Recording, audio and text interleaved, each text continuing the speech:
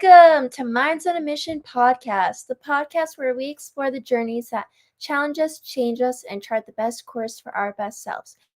You can find us on pretty much any streaming platform that you would like to watch. I'm trying to shorten that down for you guys, so we're trying. So I'm your host, Smith Bailey, a content creator and an entrepreneur, and today's lovely guest is Dolly Rivera. Hi, thank you for having me. Thank you for coming on. I'm sorry we're already not off to a good start. I worked all day, so my brain's like. It's totally cool. I mean, that's what entrepreneur life is. You know, things happen. Yeah. I know, Yeah. and then like with my job, because I'm kind of like a virtual teller. It's always like the beginning of the day, and towards the end of the day, I swear my brain's like just shutting off, and I will say something, and I'm like, wait, no, I didn't need to bring that part up, and I always tell them, I'm like, I'm sorry, it's the end of the day, my brain's not working anymore. It's okay. I'm pretty sure that people love to see that part of you because you're just like everybody else. So it's totally cool.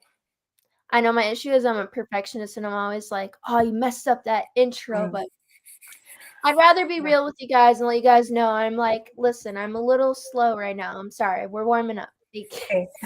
I can completely relate to that because I beat myself up over the little things too. Yeah. And it's like, Yeah, and you know it's ridiculous, but then you strive for that anyway. It makes no sense. exactly. I'm always just like, oh, you do this intro every time. Why do you mess it up? But I'm like, it's also too, I'm like, I acknowledge I'm trying to tweak things because with the intro, I always say like you can find us and I list out all of them and there's so many. So I'm trying to find like a way to kind of shorten that up for everyone so that it's not like so long. But Yeah. it's a work in progress. So Yeah. I I hear you. Yeah, you know what? I just went through a little change on my podcast because I was told I publish it on YouTube, and they were like, "It's recommended you have it like the intro to be like 10 seconds or less." And I was like, "Holy cow, 10 seconds or less?" Because mine was a little longer too. And I was like, "Oh," and then I get overwhelmed. I'm like, "Okay, let me try this." But you know, it's just if people who are really interested in the topic, they're gonna listen regardless. right. And it's like too, it's like I almost like liked listing each one out because it's everyone has a preference, so it's kind of good to know. But it is on so many, so I'm just like I don't need to be like it's on this one and this one and this one. Hmm. So I'm like trying to figure that way. I'm like how to because too I think with that shortening that up, it would be almost 10 seconds because I think that like I have it pretty smooth. It's like I bring it in, have that short explanation, then it's just the long part of saying what it's on. But Hmm. then introducing myself and the guest is always those are all the short parts. It's just the we're on this, this, and this, and I'm like, I feel like I'm just babbling on about where you can find. Yeah, I hear it. So what I did is I pre-recorded that part, so I don't have to repeat it every time, and it makes it easier. So usually I just now dive right into the conversation with the person. It's I think you just learn as you go, and whatever works for you. Because some people they do it all, you know, one straight shot, and I admire that because I can't do that. I have to take breaks. Right. I always like sometimes too. I always feel bad because it may seem like I'm like sighing at the episode, but I'm like taking a breath of air before I say it. So I'm like, because I'm Mhm. like, oh, it takes a second to get that out. But Yeah. Hmm. yeah, but I like your idea with like kind of pre-recording. I wonder too, with yours, is it is it just of like you have it introducing the podcast and stuff, but then after when that intro is done playing, then you introduce yourself and the guest, or wasn't sure how you. So when the published version has a clip at the beginning of the conversation, maybe like clickbait, and then I go into the short uh, intro, and then the actual interview begins, and then I have a closing statement. So at the very end, you know, asking people to like review, rate, review, share. So that's how I did it. But initially, it was just like you, it was live, and it all started through a challenge because I was so petrified of being online. I felt like very intimidated by it, and so a friend said, "Let's do a 3-day challenge, like interview 3 different people." And I was like, oh, okay. So I did it. And I was like, okay, that wasn't so bad. And she's like, okay, now do another one for 5 days. And then I did it for 5 days. And then the next one was a 10-day challenge. And then I just kind of didn't stop for a long, long time. So it all started on YouTube. And then people kept telling me just like move that content onto podcast. And I was hesitating. I overthought it all. I thought it was going to be this huge ordeal. Oh my gosh, it was so simple. And I was overthinking the intro, and I was like, oh, and I need a background song and I need this. And I'm like, no, it's like you just start simple, very basic. And I actually have kept it pretty basic. Like some people do B-roll in their videos, when they edit it. I like it. I hate doing the B-roll. I hate editing. I just like the conversations. So I got a VA, and she keeps it pretty simple. And I love her. She's amazing. Joy. Joy is amazing and very patient. She does my show notes for me and all. Um, and I fund it all myself. I keep it pretty low budget. And some people might be like, oh, but that's not smart because you're just, not making money off of it. And I think like eventually I will. It's just right now I'm having fun with it. And I think that's the most important part, to bring in people who you like having these conversations with, who add value to your community. And then eventually you just start adding one little thing here, one little thing there. And that's probably what I'll do this coming year, since I have a lot of changes in my life right now. Like I'll be moving out of state. I'm going through a divorce. One of my kids who turned 18 already moved out of the house. So now I'm down to like one child with me. So it's like, it's all different. So um, as that's changing, I know that I'm also going to have kind of like more time to do all these other extra things, and I'm looking forward to it. Well, that's good. And I feel like too, it's like exactly what you said. It's just kind of like for me too, it's like I felt like I just kind of had to get used to it. And obviously, like my issue is it's a good and a bad thing because I'm like I always have to be trying to figure out, oh, what can I fix next? But Hmm. sometimes like you just need to like slow down and enjoy it. And for me, I relate with like I don't. Here's the thing, I like editing, but I don't. I know. Yeah, I Like get the it. creative process, Hmm. I don't like how long it takes to edit one video, and then let alone I do 2 episodes a week, so I would have to edit 2 episodes, Hmm. and then I'm a perfectionist, so it would just take me forever. And Yeah. so that's kind of where I like being live because it kind of forces me to get out of that. I'm like, I can't clip or nothing what I think, should be in it, what I should have said, or you cutting out ums and stuff. I'm like, it kind of forces me to like allow myself to be raw and not be so like in control over every little thing. Hmm. Yeah. I think you have more fun when you just let it flow. Yeah. Mhm. Yeah. I think it's a lot of fun. I mean, I think this is my 17th episode. Oh, congratulations. 16th or 17th, Hmm. which is crazy. I can't believe I've done that many already. Hmm.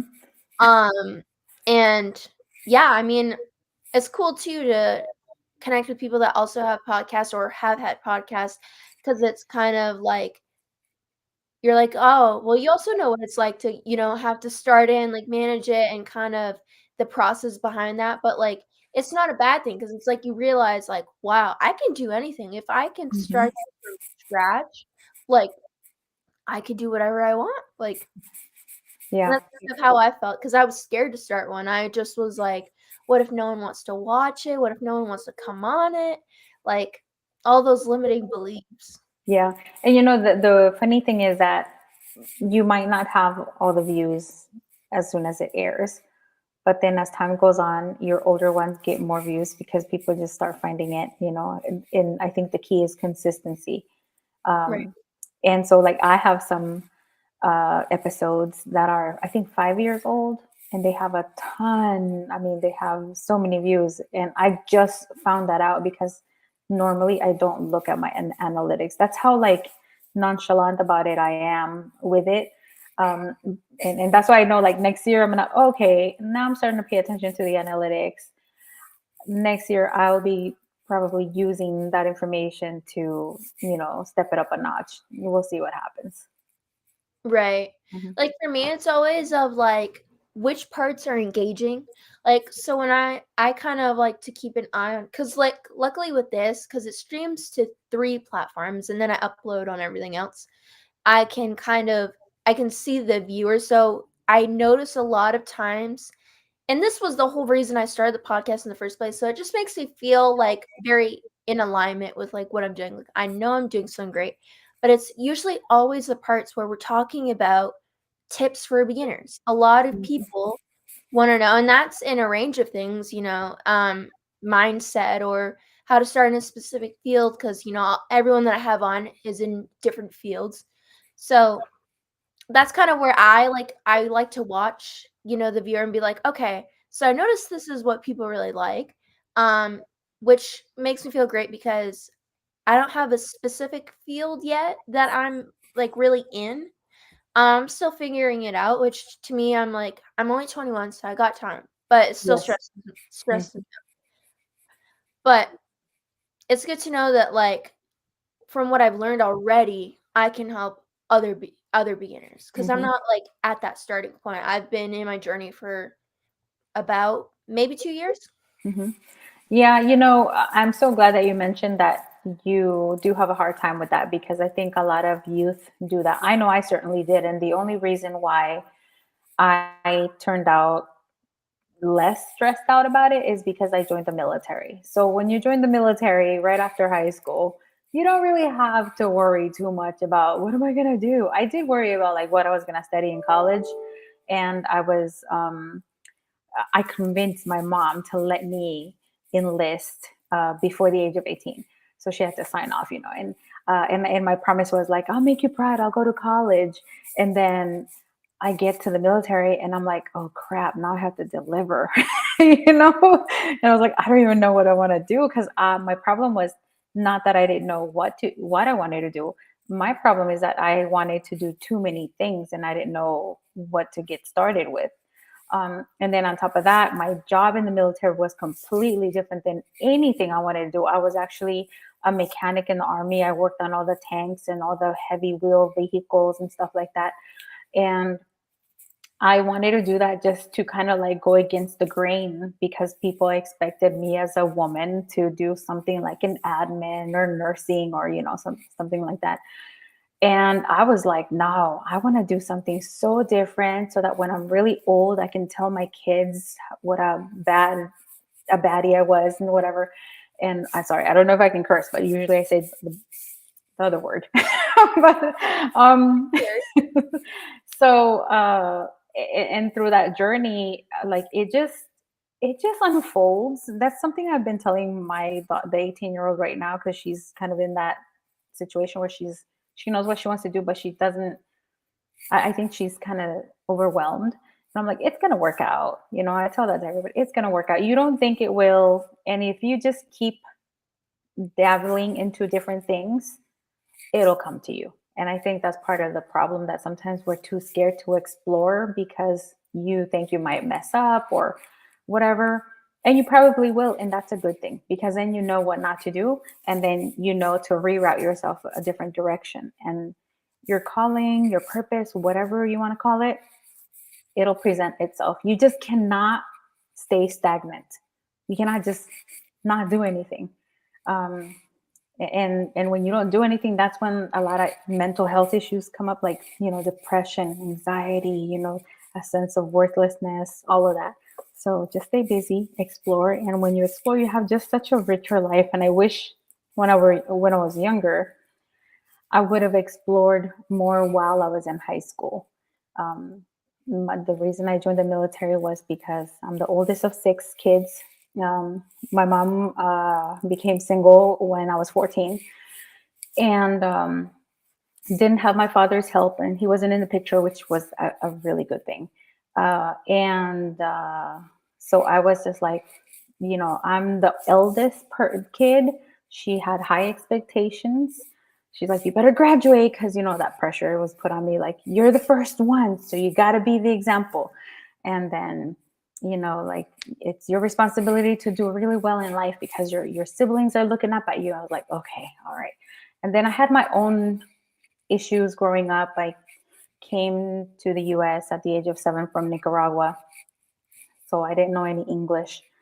I discovered racism and bullying, and it really impacted me in a very negative way for many years. So it's kind of like a miracle that I ended up in the military, because the military is not a place where you get cuddled.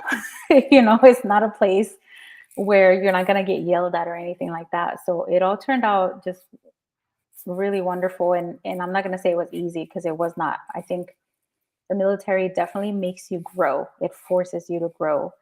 And with me, it forced me to learn to advocate for myself for the first time.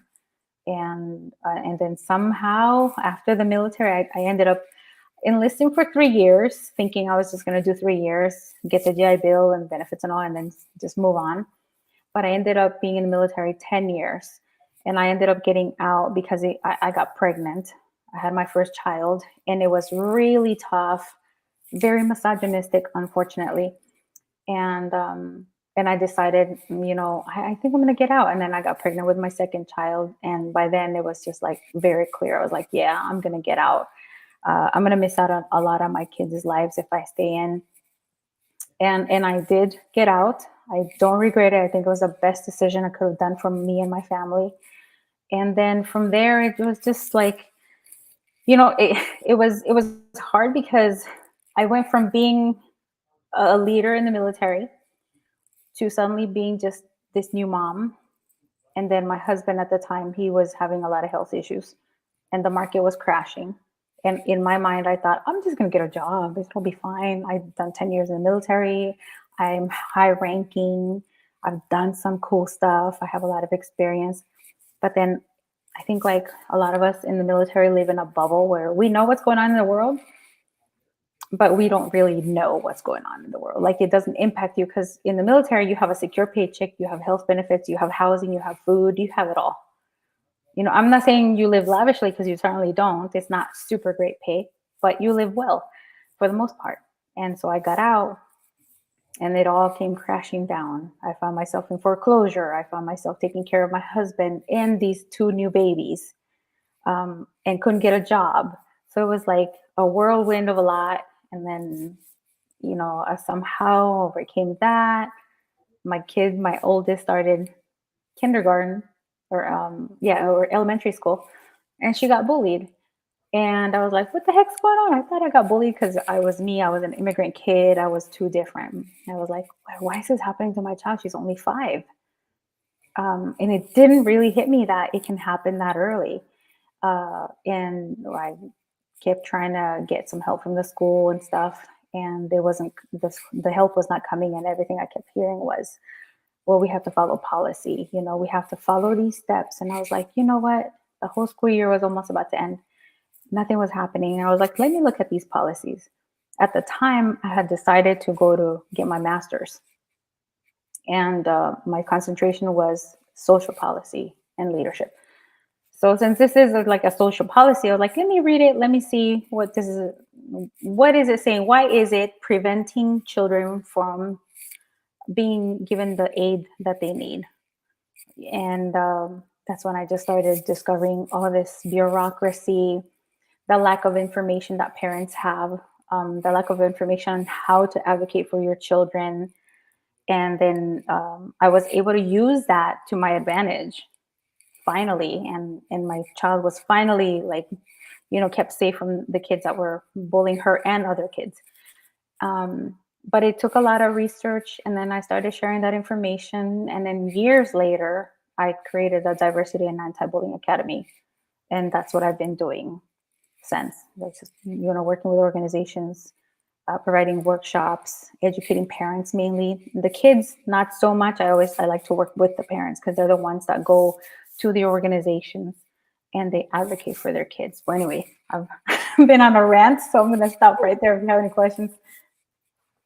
So I feel like I have a lot of thoughts, but I think, sorry, my brain, I always say I got squirrel brain, so I know, bear it's with. okay. And I said a lot. I said so much. No, you're good. Um, One thing I've really noticed, and especially with talking with you and listening to your story, is that a lot of almost all cases I've heard with everyone I've spoke with, it always comes full circle. It's always something of a pain point when you were younger that always ends up being in that final alignment part where you really feel like, wow, I could really do this for the rest of my life. Like I really feel like I'm impacting others. And I kind of feel similar because although I'm like, oh, I still don't know exactly how I'm gonna get to where I want to be. One of the biggest things like that I really am interested in want to be a part of my life is real estate investing. Mhm. And when I look at it and thinking of, well, what would be my first circle? Um, my full circle would be for a while I struggled with being homeless when my mom and my brother lived in California. And so thinking about being able to provide homes for others, knowing that I had that pain point a while where I didn't have my own, it's like kind of a thing where I feel like I know I'm in the right path. Like I know I'm headed there. It's just still in that of like, how do I get there? How do I start? What do I do? What is gonna get me from there to there? That's where I'm still kind of like, but another thought I had was if someone was in your position where they're 18 and they're thinking about going into the military, what is one piece of advice you would give to that person? Ask a lot of questions. And I know that that can be really hard because sometimes you don't know what you should know to ask. Um, but when you start asking a lot of questions, you get answers, and then those answers prompt more questions. And like what I thought I had asked a lot of questions, and I now looking back, I didn't because um, I think I was just not encouraged. I was the type of household I came from taught me to always keep quiet, so there was domestic violence in my home, and I noticed what happened when you open your mouth. Sometimes it was really bad. So I think that was already like inculcated in me, like that fear. And then I also saw people as figures of authority. And that's the other thing, where in the military, yeah, you have a lot of figures of authority, but that doesn't mean that you should let them lead the conversation. Do ask questions. They're not going to kill you. They're not going to beat you up, you know, Yeah. and challenge them. That's something that it's also taught to a lot of youth. Don't challenge the adults. Don't challenge authority. No, do challenge them. You just have to do it in a very tactical and respectful way. I remember asking, I said, I want to be a mechanic because I thought it was really cool for a girl to work on tanks and stuff. And I was like, do I get to drive them? And they were like, yeah, you get to drive them. I was like, yes, I'm going to do that. I was like, okay, but once I'm done with that, like, can I change my job? Can I do something else? I actually want to be a linguist because I've had a fascination with languages. And he said, yeah, of course you can. You just fill out a paperwork, and then you just, submit it and you can change your job. It's a lie. It's not that easy. You actually have to meet so many requirements. And your command has to approve it if they feel like it.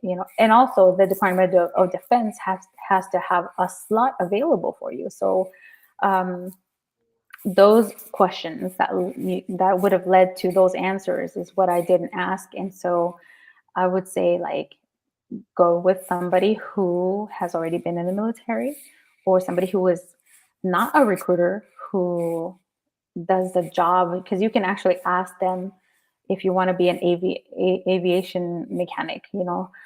Ask them to introduce you to somebody who's actually doing the job, either in the reserve, the guard, or active duty, and have a conversation. You can actually set up like a whole day where you can shadow them just to see what it's like.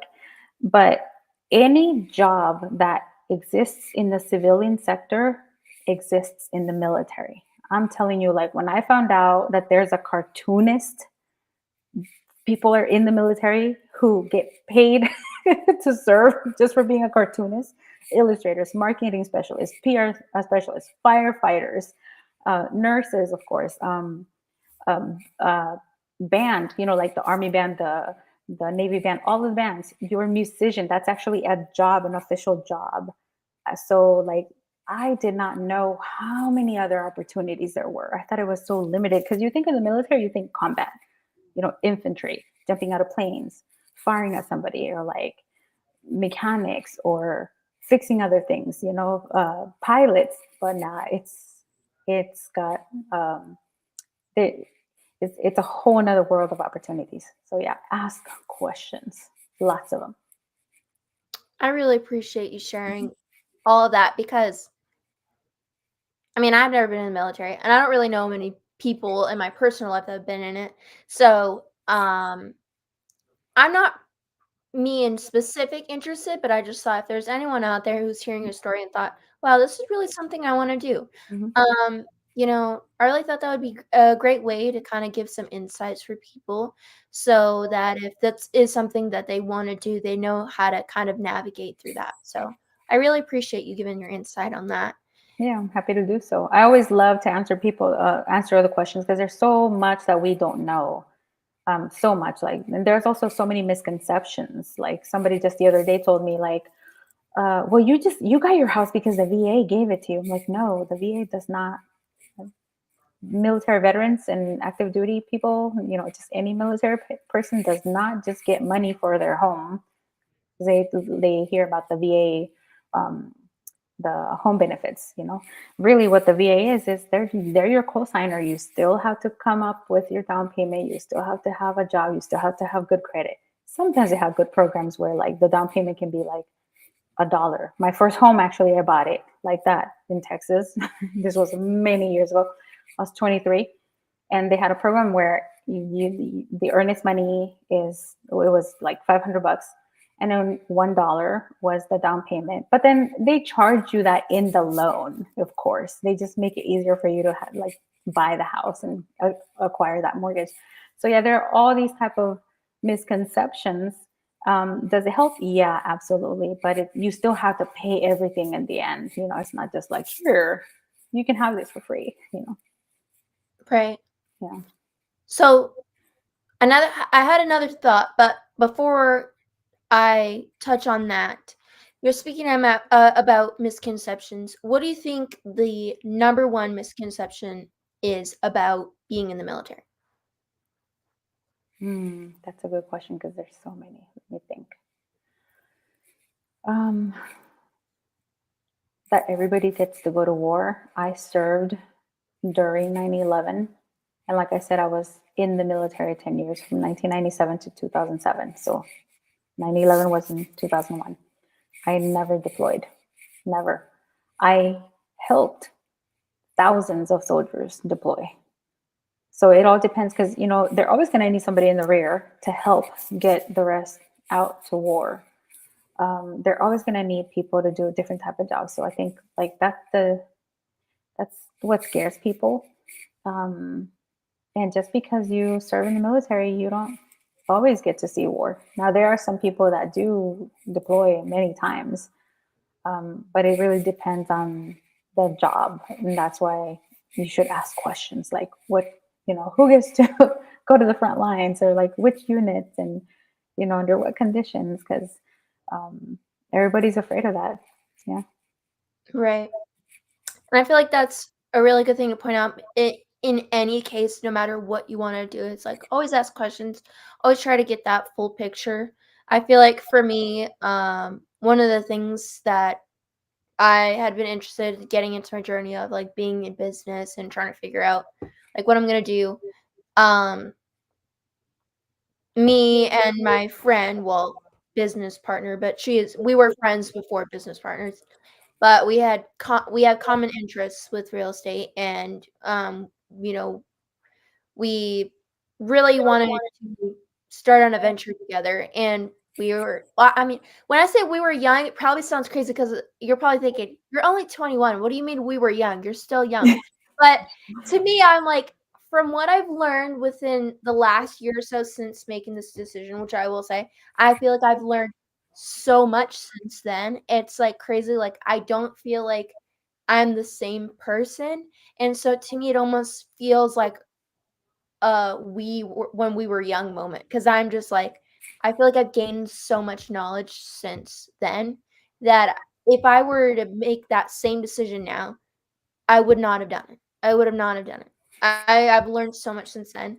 But it was for Airbnb arbitrage, and it was a company, I won't name them, but because I have to pay a business loan for that, but I'll get to that. But we didn't know what to look at. We didn't know, oh, this is what high interest is. This is, like when you're paying it, like the loan we have, it's it's higher interest than it is principal. So there's still so much left on the loan because most of it's going to that interest, Mhm. not and we just didn't understand that. We just was like, "Oh, this is something that could be big." We didn't know there were so many things that come along with it. Opening an LLC, paying for taxes, they want you to also get a financial advisor, so you have to pay for all these things, and it's kind of something where you kinda just look over that and you're like, "Oh, well, I don't know. I don't even know what that means. I just know that I really wanna do this. I really feel like it could be a good opportunity."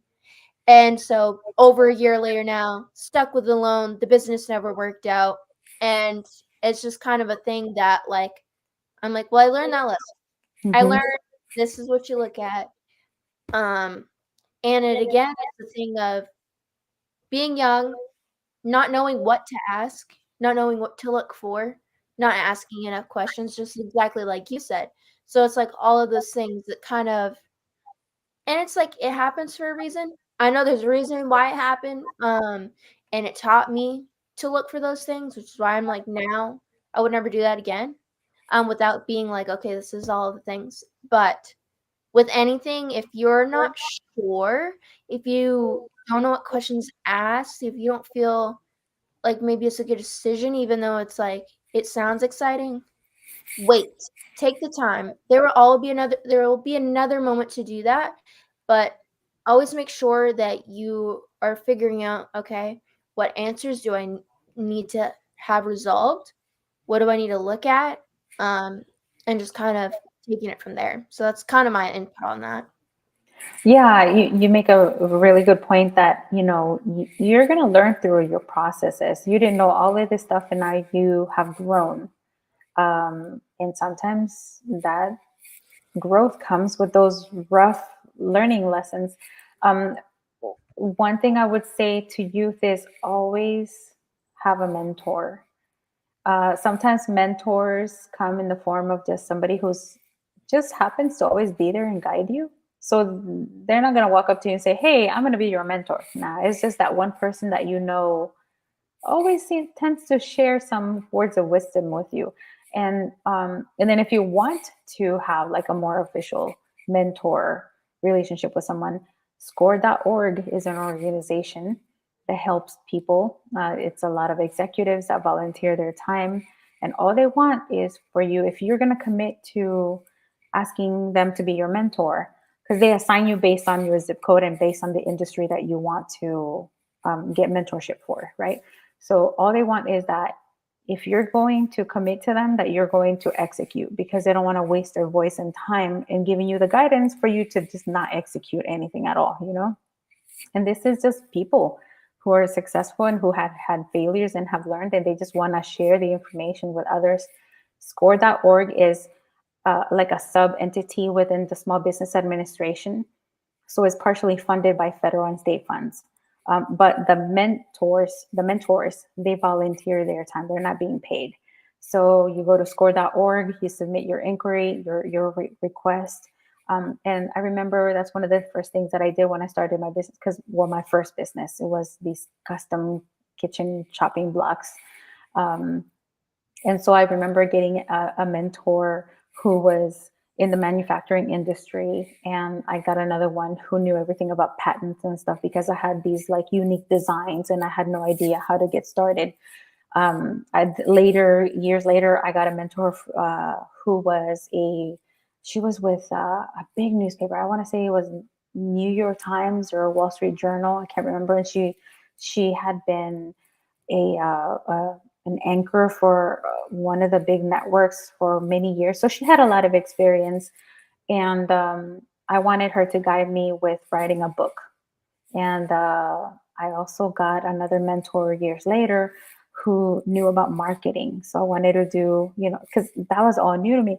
So there are opportunities, and then there's also like small business development centers who come, like these centers, they bring in experts and people from banks, and they explain about loans and things like that. So you can even get a mentor for your PhD, for your dissertation. It is crazy the amount of resources that are available to youth and anybody nowadays online, or like you can even go into your university, and universities have a department of development and economics, something I can't remember the title, but that department actually helps the community with their small with helping the small businesses, or to help create a business, with entrepreneurship.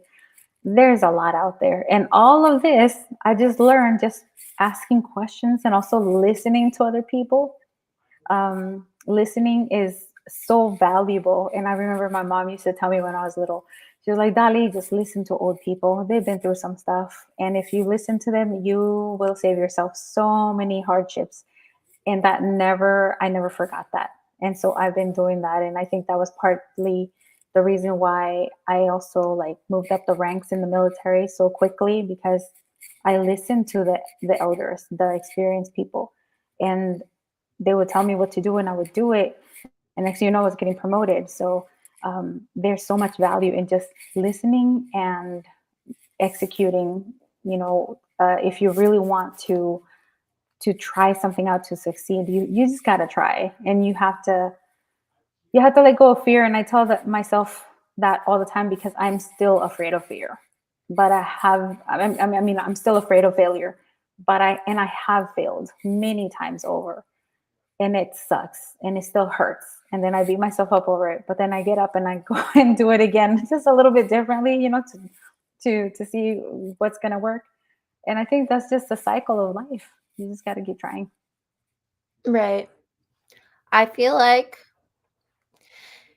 so I recently for a while, sorry, I'm gonna go I like get sucked into it. I'm like, this is what I'm thinking.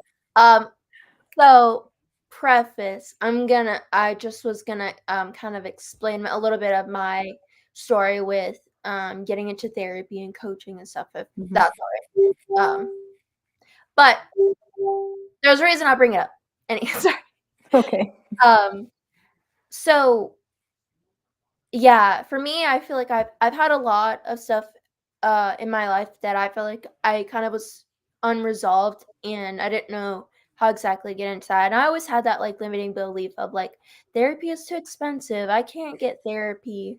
Um and finally like I started looking into it, and I was on my mom's insurance, and I was like, I don't know what is covered or what, but like I really need therapy. I really need someone to talk to, because I feel like I have a lot of things that yes, I feel like I've talked about, but it's kinda different when you talk with family or friends, because 'cause they're biased. They're gonna tell you, kinda what they think that I mean, and it's not always of like, "Oh, I just wanna tell you what I think you wanna hear," but it's always been a thing in the back of my head of like, "Are you just saying this because you're my family and you're trying to comfort me, or is this, like, genuinely, your opinion on it?" Because I'm definitely someone where I acknowledge that I in any situation, me and another person, I play a role in whatever happened. It's not just that person and it's not just me. We both play a role in it.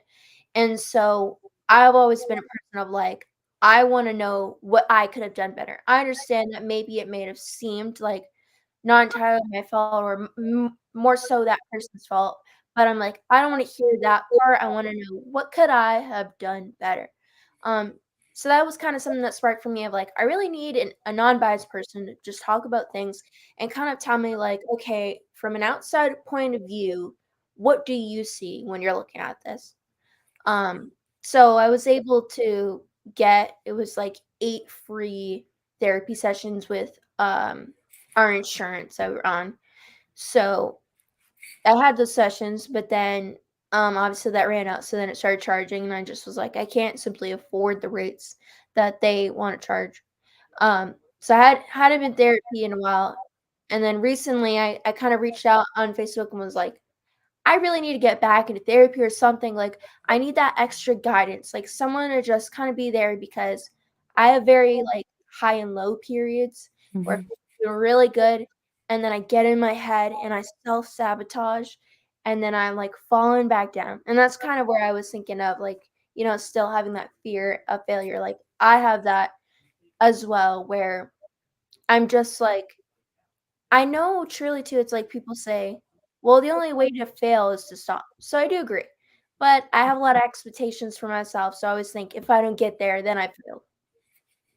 So I started doing coaching recently because I had a couple people comment on that post, um, offering to give free coaching, and I've started with one, and yeah, I really like it, and I really appreciate you mentioning the score.org. I immediately went onto my phone and was like looking it up when you said it because I'm definitely looking for more than one person. I think you should always have more than one mentor, other point of views. You can kind of see things differently. Maybe one coach will say this, and then you kind of feel like there's a missing part of it, and another will tell you another part, and it just kind of feels like you're like, okay, I got the full picture now. So I'm definitely gonna look into that because I just started coaching again, and I already feel like really feel comforted. It's just nice to talk to someone and they kind of, be like, okay, well, here's what I think of it, and here's something that you could work on. Mhm. I'm glad that you mentioned coaching because that is definitely an option that I think is new to today's world, whereas before it was mainly counseling. Like Right. and in regards to counseling, I must say, I'm glad that you got the 8 free sessions. A lot of people don't realize that they can call their insurance providers and ask for that. And I know that now, if you do telehealth, sometimes it's free, and a lot of people don't know that. And then the other thing that people don't know is that there's a sliding scale based on your income. So, like, if a therapist charges 200 an hour or 150, depending on your income, they might slide it down to $25 per session, or whatever. It can range anywhere in between there. So I know that there are people out there that really, really want that type of help. But the other type is also coaching, or like life coaching, business coaching. And what I would say to people is, yeah, give it a try, but also just make sure that you align with that person, because everybody has a different method. And nowadays, you also do have a lot of people that say, oh, I'm a coach, but they don't really have credentials. Not that that's always necessary, because there are some great coaches out there that never went to get that certification, but they have some type of background that makes them phenomenal with that skill, right? But I think that getting that type of help is one of the biggest forms of self love and self care. And I think we need it nowadays because there's so much going on in the world aside from our own personal things. There's just a lot. And so I think everybody needs somebody that they could be talking to. And I also see mental health as not a thing that you do when stuff goes wrong. It's more of a maintenance thing, a maintenance for your brain. Just like you do every 6 months with a dentist and you go and get that, cleaning, or like your yearly physical. That's what mental health is. You don't have to wait until something goes wrong to go and speak to somebody. Right. And I feel like too that's how I felt because and that's also depending because I feel like there's things that like for me, I felt like there are things that I kind of just put like on the back burner, just was like these are things that are like traumatic events in my life that like would tell myself, "I've healed from it. I'm fine." And then when you get into that and you get to talking and then you realize, "I really haven't. There's so much on it that I haven't unpacked." And so it's nice too because it's like you almost kind of realize like, "Oh, I feel like I'm kind of letting limiting in this area." Then you talk you with the coach or whatever, counselor, and then they ask you questions, kind of prompt you, and then they're taking a look at, okay, that's farther behind that, like, that's right now, what has happened in your life? And you go to see, oh, something from years ago is why I'm still having struggles in this specific area. It's because I haven't actually taken the time to unpack that and really figure out what it is that is leading me to that, because I'm repeating patterns unintentionally. You know what I mean? Hmm. Yeah.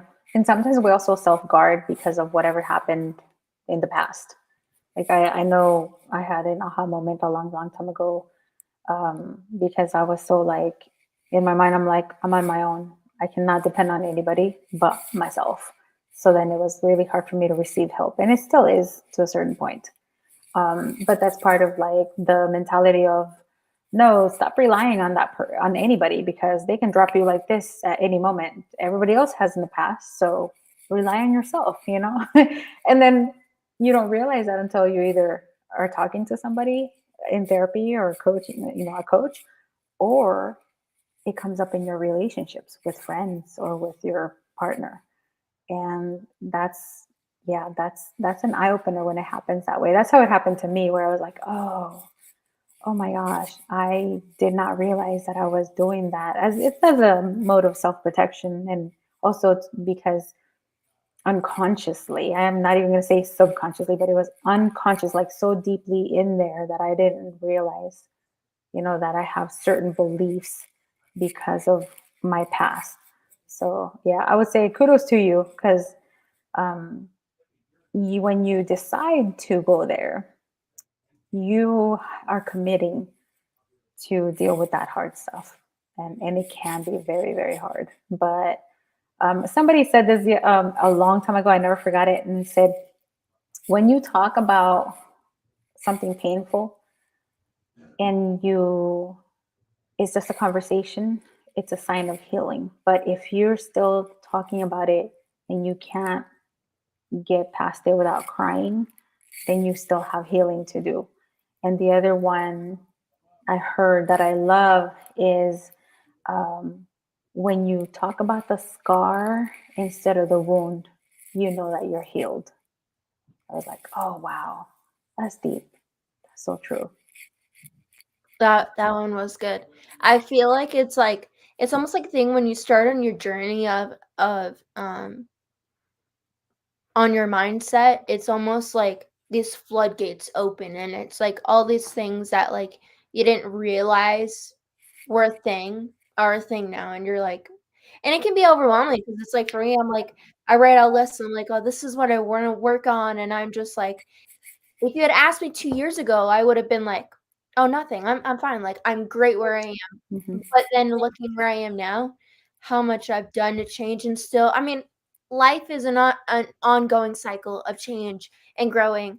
And so that's something that like I realized like, okay, you know, even though I feel like I've done so much, there's always gonna be work to do.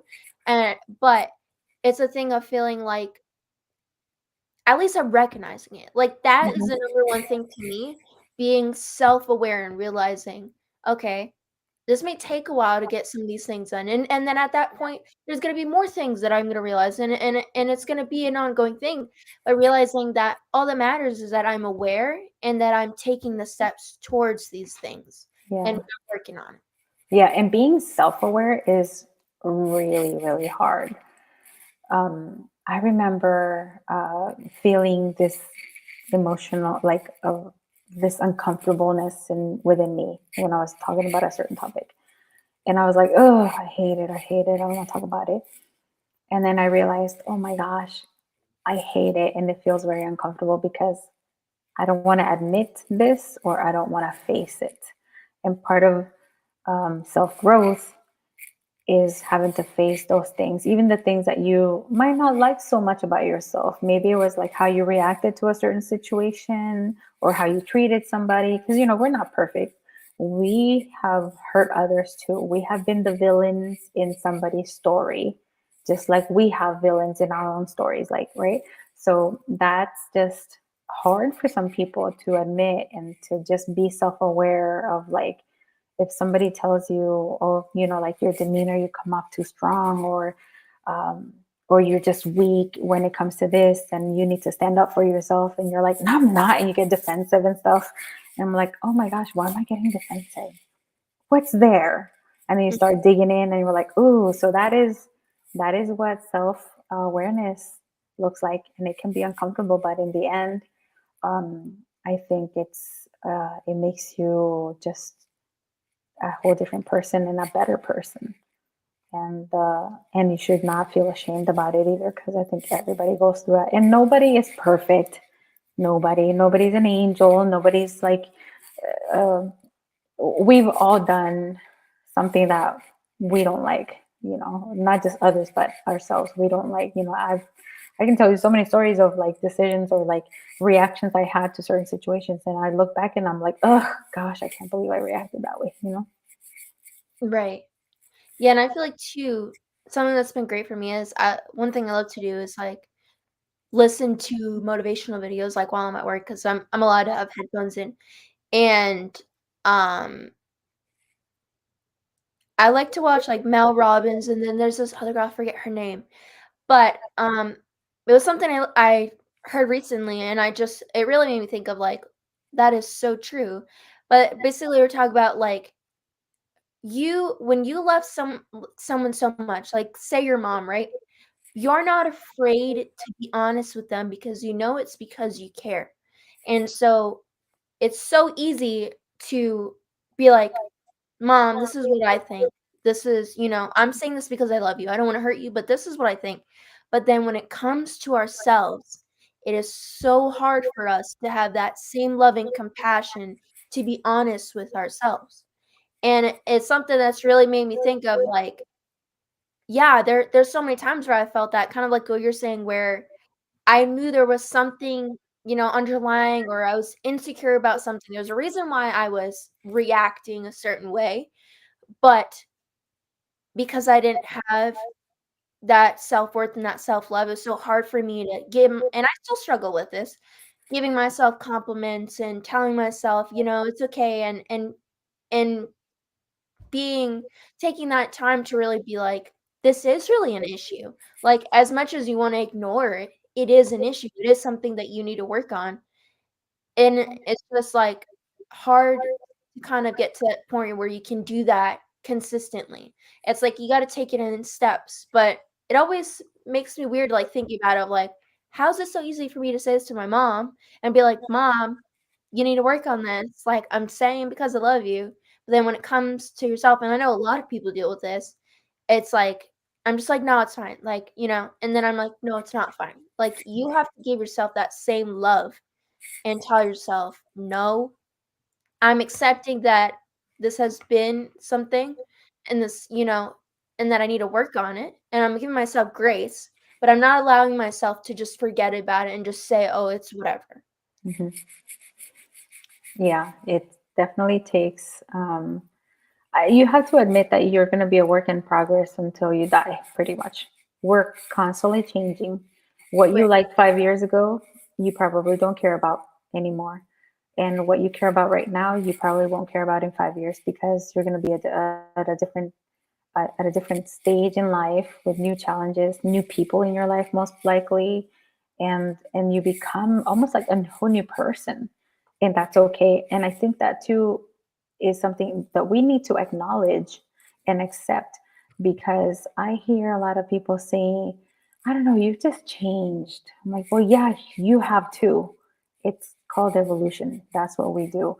And the true friends, the true partners, need to understand that that is what is going to happen, and you need to be okay with it, just like I need to be okay with other people changing around me. And one of the things that has happened with my children is that they've already experienced like friendship floating, when you just drift apart. And they were like, oh my God, what happened? And they felt bad. You're like, I wonder if I did anything. I'm like, no, you did nothing. You just drifted. You're now different people. They're now turning 18. They're thinking about college. They're thinking about jobs. Some of them, it requires them to move out of state or out of the city. So everybody has their different paths, and there's nothing wrong with that. And the reality is, you're not going to be able to remain friends and hang out, maybe virtually, because thank goodness for all the Wi-Fi and all this. But you might not be able to just hang out like you used to, physically meet up and stuff. And that's okay. That's life, and that's what growth looks like. And we should not be afraid of it or feel guilty about it. Um, if you, of course, if you can keep the relationship and you feel like you're both, yeah, you're going different directions, but you're kind of on the same journey of discovery and you can bond over that, then hey, go for it because we all have to do it, right? So we have to almost tell tell ourselves life is life. There are no rules, although society tells you that there are, but really there aren't. And it's beautiful when you accept that. Yeah, I think too with the part of like, oh, you've changed. I've noticed too, it's a lot of cases, well, personally how I felt is that a lot of those people in my life, they were kind of comfortable in where they were. Not saying they didn't make any growth at all, but kind of just were stuck in a cycle, and I've been through that, but I really worked hard on pushing myself outside of that box of like, okay, I know I'm staying in these situations, these friendships, these things because I'm comfortable, but realizing that I wanted more than that. There was always a deeper thing behind it. And so I really had to push myself to get out of that and realize like I'm going to lose friends. I'm going to, move. I'm going to upset people. I'm going to do all these things. But I know that what I'm doing is because I'm trying to fulfill that purpose that I know that I have, and, to be able to provide myself and my future kids and stuff the life that I want to give them, is just kind of realizing, like, there are gonna be a lot of people in your life that are like, "Oh, you've changed," and they're gonna wanna pull you back and keep you where you're at because they like where you're at. They don't like who you're becoming because it's different, it's change. A lot of people are scared of change. "Oh, you're becoming someone else." Like, why aren't maybe, like, for me, I had an 8-year friendship that ended. Kind of was a thing of like we're drifting apart and I was comfortable with being by myself and going places, and I had a lot of different dreams and stuff than she did, and she very much was comfortable in where she was at, and I felt like because she could tell that I was drifting out of that and I was becoming someone else, it really didn't work out. And Mhm. there are some people that will accept that and that will adapt with you and maybe won't stay inside of that specific comfort zone, but I just kind of realized at that point, like, I'm gonna go through this a lot. If I'm gonna work towards this really big goal and I'm gonna be constantly changing, I'm gonna go through this so many more times, so lose so many friendships, upset so many people, but I know that there's a reason behind it. So that's the only thing that like keeps me, from getting in a spiral behind it, if that makes sense. Yeah, yeah, we have to accept that some people are there to be in our lives to teach us something just for a short period of time, and then there are those that stay a little longer, and then those that will be there forever. And the forever ones are not that many, and that's okay. I think there's also that misconception in youth because like when we're young, we want so much validation by our peers. And we also think that the more peers we have, the more friends we have, the more valuable we are. And it is absolutely not true. And one of the things that I always remind my kids is like, look at mom and their dad. Like, how many close friends do we have? Because we have a lot of friends, but how many actually like actual close friends do we have that we talk to? Maybe not on a daily, but often enough to say, oh, they're in our lives. They actually know what's going on in our lives. Um, and it's not that many, and that's okay. And if you start looking at every individual, it's mostly like that because the really good quality of friends are always going to be, the smaller amount, the smaller group. And that matters a lot because realistically not everybody's going to be in love and wanting to know your everyday things and be all in your life. um, and I like that, and I think it's also a sign of self-worth that you're not just going to take anybody as your friend. It's going to be people who actually are worthy of your time. And I say it that way because I think that society still has this negative connotation or this negative belief that thinking that others need to be deserving of you is a selfish mentality, but I don't think it is. I think it is a mentality of knowing your self-worth. And so I always tell them, choose carefully who you're going to spend your free time with, because we only have so much time in this earth. You're only going to live so long. We don't know. Everybody has an expiration date, and we don't know what that date is. So spend it with those who actually matter. Even down to like, and some people are probably going to be really ticked off when I say this, but even your wedding, don't be inviting everybody in the mama who is actually in your life that deserves to be part of such an intimate moment, or your graduation, or your baby's birth. Don't be inviting, oh, all my friends, look, that's more like, look at me, look at this. Choose quality, not quantity. And be selfish with your time. Give it only to those that have truly earned to be around you. um, and you'll see how much happier you'll be. You're going to have more special moments with those people. It's going to be very genuine, like, happiness to celebrate those special moments with them. So hopefully, society is leaning more that way, and then you'll see how much peaceful your life will be too. um, as I've gotten older, I have been experiencing the I don't give a crap about what people think thing. And you hear that a lot when you're younger. And they're like, Right. oh, the older you get, you don't give a crap about it. And I'm like, oh my gosh, I cannot tell you how empowering and how freeing it feels. And I'm not fully there yet. But as I'm getting older, I'm feeling it more and more. And I wish so, so badly that we humans could learn that at a very young age. Because if we didn't give a crap about what people think about our failures or our wins, or who we're with or who we're not with, or what we're wearing or not wearing, where you go to school, what you study, oh my gosh, we would be completely unstoppable. So work on that, youth. Work on not giving a crap. Just live for you, not for others. Right. I feel like obviously I don't feel like I'm fully there, but I feel like I have worked a lot on that.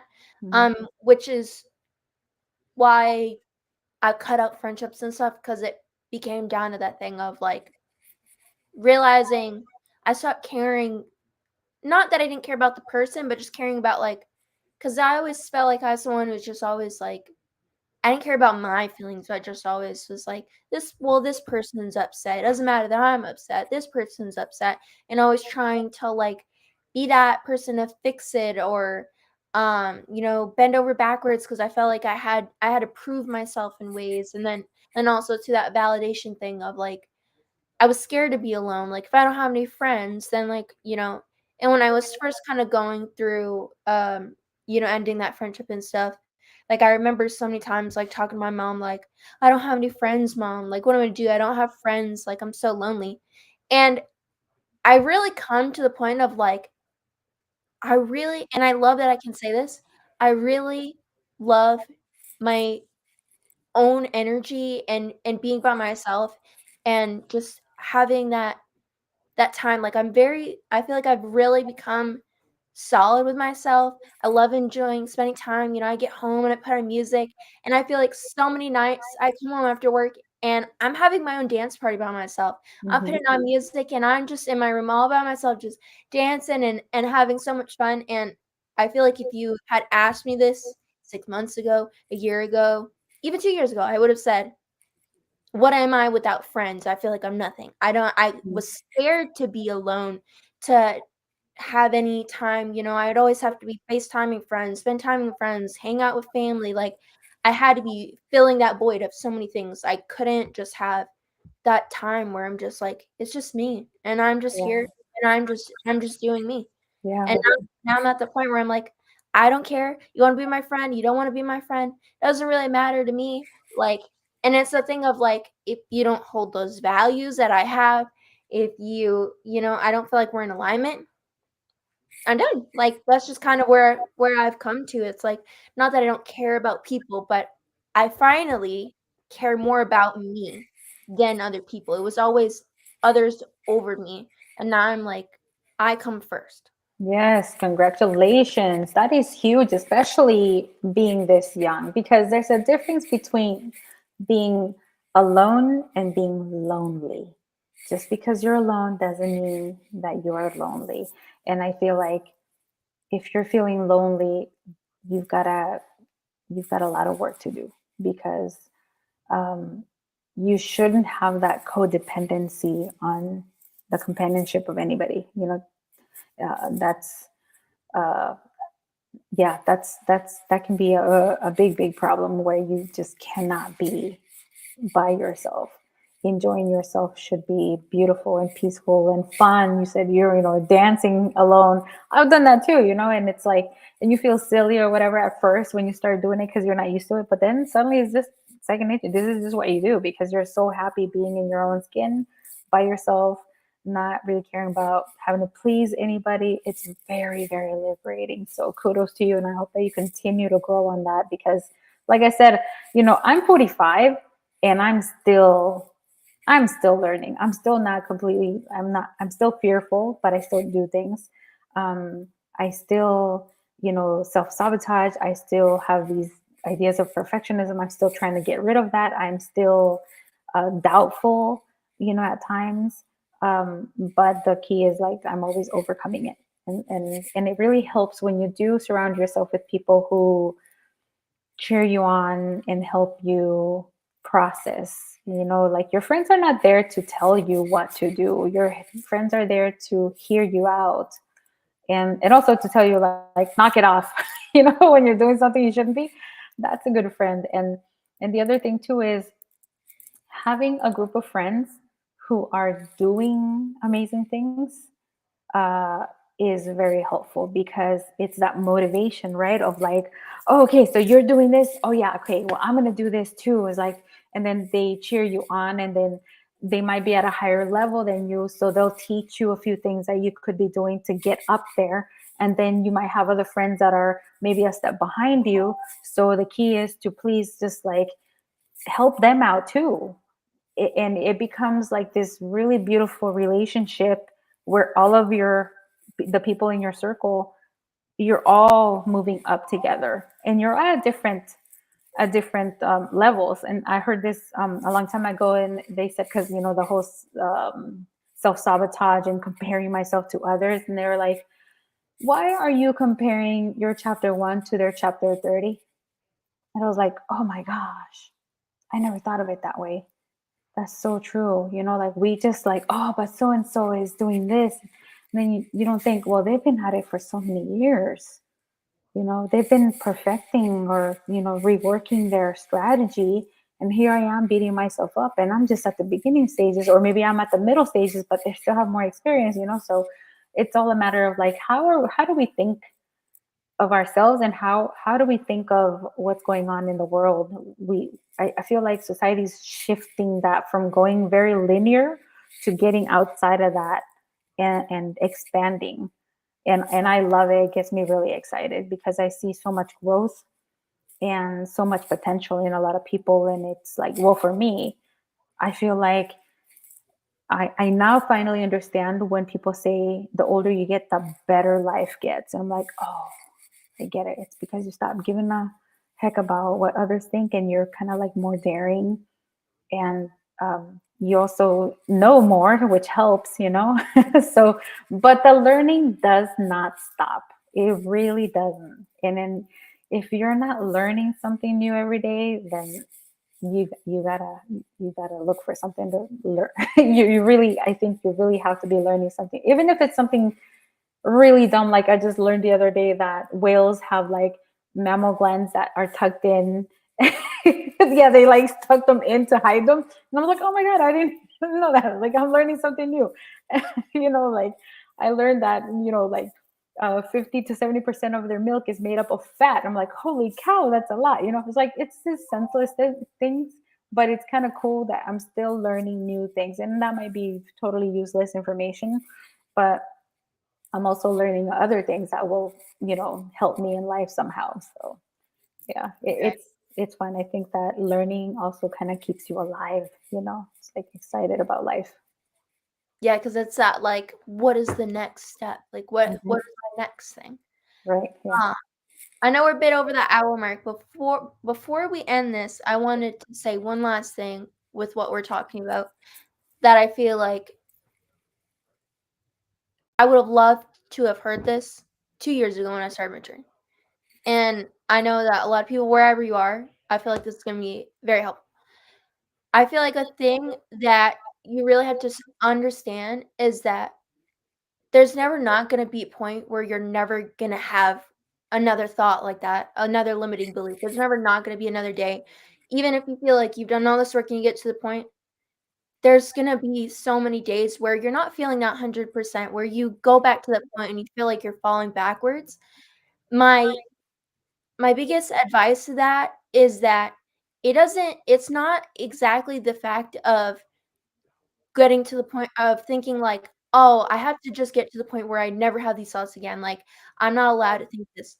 The thing that you really need to work on that I've really worked on is how do I pick myself back up from when I think this faster than I did last time?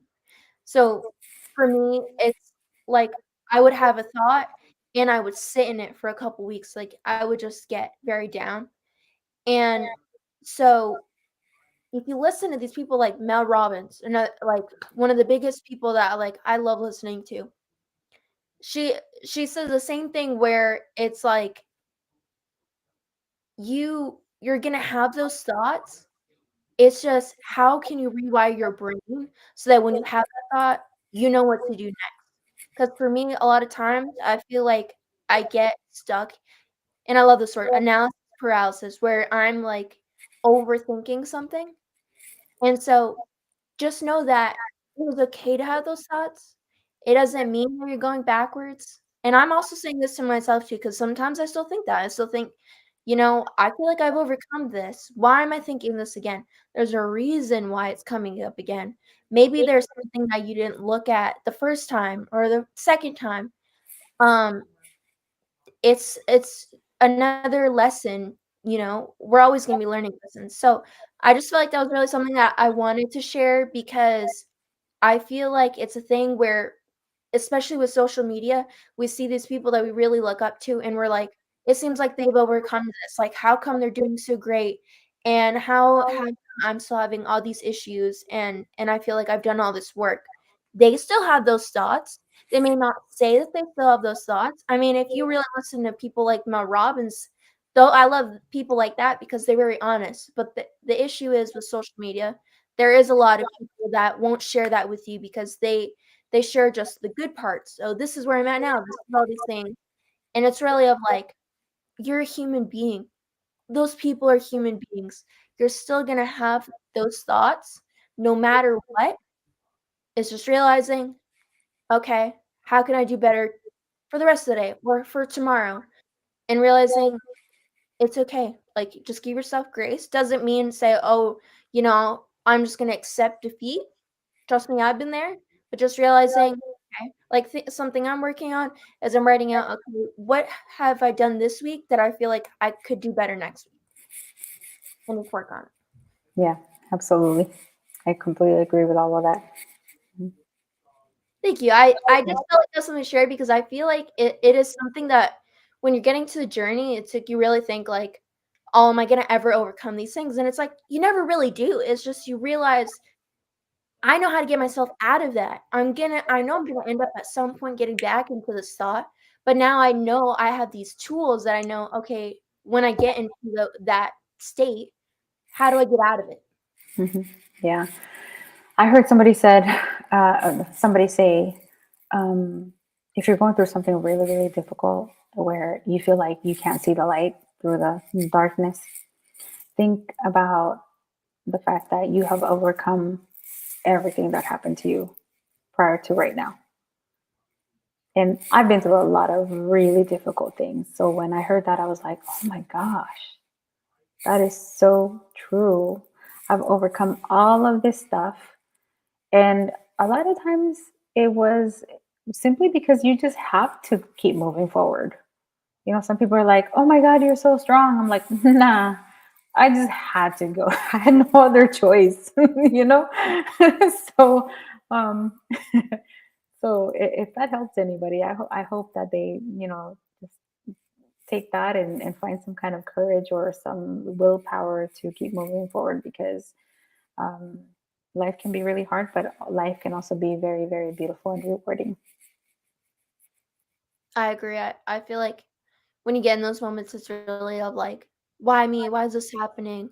But when then you reflect on it, it's like obviously it's like, oh, I don't wish this on anything or anybody, but I realized like it happened for a reason. I wouldn't be where I am right now if I didn't go through those lessons, if I didn't go through that trauma. And just realizing like this is shaping you into who you're meant to be. And then when you share that story, you're able to share that power and show other people that they can also overcome whatever they're going through. Yeah, yeah. And I'm glad that you're holding this space to have these type of conversations, because people could use listening to what we just discussed today. And and I'm also here in case anybody needs any type of education on bullying awareness and prevention, especially adults that are advocating for their children or for themselves, even because I've helped people with how to manage their situations at work, because that happens too. So yeah, but thank you so much for giving me the space to share all these thoughts. And I hope that you continue. I hope that we are celebrating like your 100th podcast here soon, Well, 2025. I can't stop, especially because I've got a waiting list, and that's with being booked out until April. So Ooh. I that's something that's kept me going. I'm like, I have all these people, like, I felt like I know we're about to wrap up. I'm sorry. I'm keeping you long, but I am genuinely loving chatting with you. So I really appreciate the little bit of Yes. extra time. But yeah, when I started, I was so scared, and I just was like, like I said, I earlier on, like no one's gonna watch, no one's gonna want to be on, and it's just like, oh, that was the other thing I want to add too. Yeah, it's just like when you were talking about your whole story and feeling you still have these things, I really thought like I really connect with that, and also thinking of like how you just do things anyways. You're scared of failure, all these things.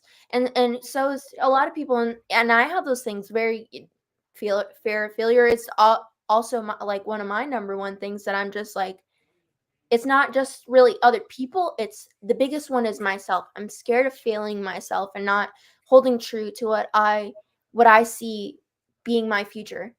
And we all have those things, and you too. And you did it anyways. And I did it anyways. I was scared to start a podcast. I did it anyways. I said, I'm scared. I acknowledge that I think I'm gonna fail. I'm accepting that I have those thoughts, but I'm doing it anyways. Yeah. Yep. And you So should that's my celebrate that. of like I always say my little thing I like to say in my saying, take those thoughts and throw it out the window. It doesn't matter because at the end of the day, those are limiting beliefs. Those are things trying to keep you in your comfort zone, trying to hold you where you are because you're scared of all those things. And a lot of people are scared of, well, what if I get famous or something? How do I deal with that? What if my business grows? How do I deal with all this influx of stuff? But people do it anyways. You just have to accept that I know I'm gonna be scared. I know it's gonna be a lot. For me, I was like, how do you even start a podcast? I don't even know the first thing to do that. And I did it anyways. Hmm. And now I have all these people lined up, and I didn't think that it would go anywhere. But I just was like, I'm passionate about it. That's another thing. If you're passionate, it's gonna happen. It may not be now, it may be 5 years from now, 10 years from now. It's gonna work out for you though. If you're passionate about what you're doing, it's gonna work out. Yeah, absolutely. And congratulations to you. You should be so proud of yourself. Thank you. I The perfectionist side is not. It's like, "Oh, you coulda done better," or "Oh, you said this," or, but I try to, like, just stay in the moment, and I'm like, I really have come a long way.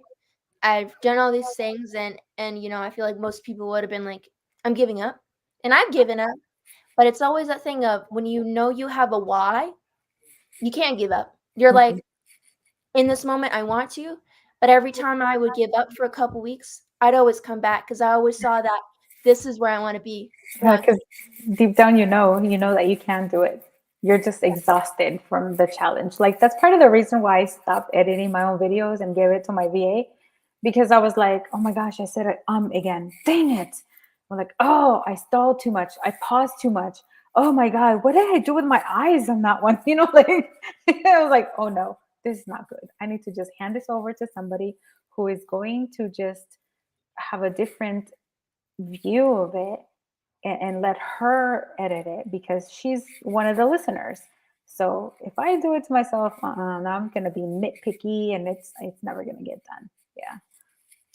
One little thing before we wrap this up, if you guys ever look at my past episodes, one thing I realized, this the streaming service I use, it shows me waiting for the intro to play for a split second, and I've showed my mom a couple where I'm making such a weird face, and I didn't know that you could see me because I thought the intro played automatically, but it has a split second where you can just see me, and if you just pause right when it starts, and I still leave the video was up even though I'm like, I was making such a weird face while I was waiting for the intro to play, and you can see it in the video, but you just gotta And let it be. You gotta say, yeah, "This part of my story. It's fine. It's fine." yeah. And you know what? People like me love seeing that, the rawness of it. So don't worry about it. You're fine, girl. You're fine.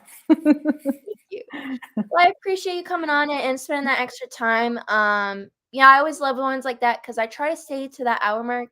But when you really just feel connected with someone, you really just want to talk. It's like sometimes I'm like, if the person doesn't mind, I don't mind going over because Mhm. we get to, that last 20 minutes we just had. I feel like was really great. Had a lot of good tips. Yeah. Yeah, I appreciate you, Samantha. You're doing really well. I like the conversations we're having, and like the stuff that you're sharing. I know that you're gonna definitely impact a lot of people who are going through a similar experience. And again, like I want to be celebrating with you when you hit your 100th podcast. So make sure to let me know so we can celebrate together. Yes, I would love that, and I have too so many people that I'm like, we need to do a follow-up episode in like 6 months or something because I feel like so much can happen within that time that there's so many people like you where I kind of am interested to know like what is Dolly's life in 6 months from now? Like I would love to know. Yeah.